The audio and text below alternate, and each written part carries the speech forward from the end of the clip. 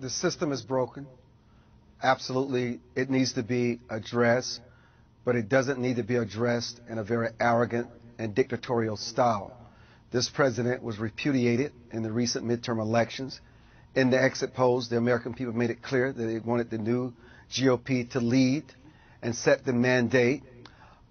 This president could have shown some humility, conciliatory tone by waiting until the new Congress, those that are elected in the Senate and the House, took their oath of office and participated in this important legislation. And yet, what he's going to do tonight is sign into law an executive order, which is nothing short of an amnesty bill.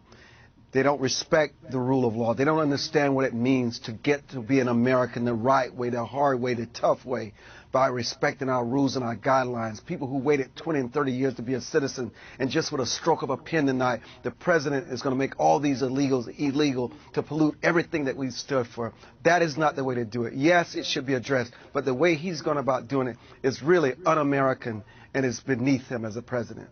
Bonnie Greer, what do you think of that? That it's polluting everything that we stand for in America? Well, I think one of the things that we don't want to overlook is that the President of the United States also has his own agenda. It is a three-partite system. He was elected twice by the American people and elected on an agenda. He has a presidency, and I think looking at it from this end, it seems to me that a lot of the Congress especially hasn't allowed this presidency to happen. So we've got, and what Armstrong isn't bringing in, is that there's a long history between this, so the House in particular, and this particular president. So this just isn't the beginning or the end of something. This is a continuation. And the president, the United States has been trying to get an immigration bill of some sort for a long time. We're talking about 5 million people who might be instantly deported.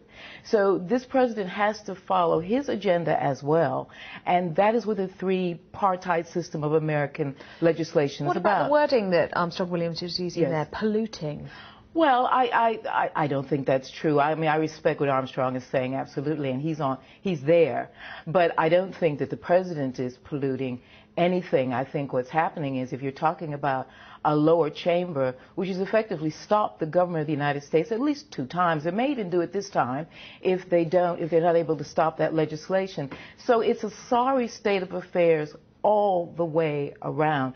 But to blame it particularly on the President of the United States, I don't think that's right. Armstrong Williams, what about the economic arguments that those that are there and are in the shadows at the moment can become legal? They can start to contribute to society. They can start paying their taxes.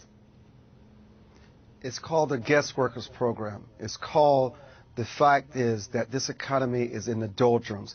There are people who, for sophisticated people, educated people, who have not been able to find a job in 2 to 3 years. Young people being forced to move back in with their parents and their grandparents, further burdening their way of life and what they built and want to enjoy their last few days in peace without the burden of having to take care of their children and grandchildren. Americans are saying, and we're not just talking about Republicans and conservatives, we're talking about liberals, we're talking about Democrats who've gone to this president privately over the last few days and said, Mr. President, don't do this. There's a better way of doing this. Think about the American people. The American people want a tone where we're working together as both parties coming together to do the good for this country. Most Americans across the board does not want this president with the stroke of a pen to make illegals legal in this country. And plus, you don't really know who's in this country. Most Americans.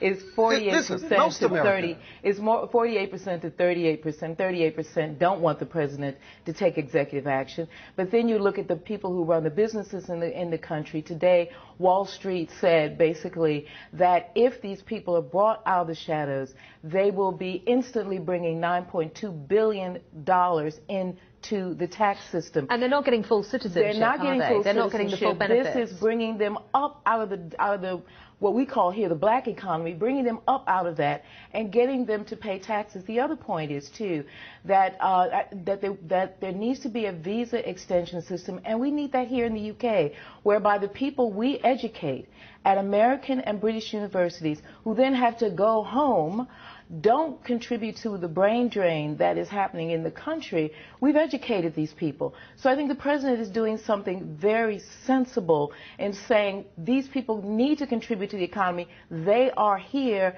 Let's get them out of the dark. Let's get this rolling. Okay.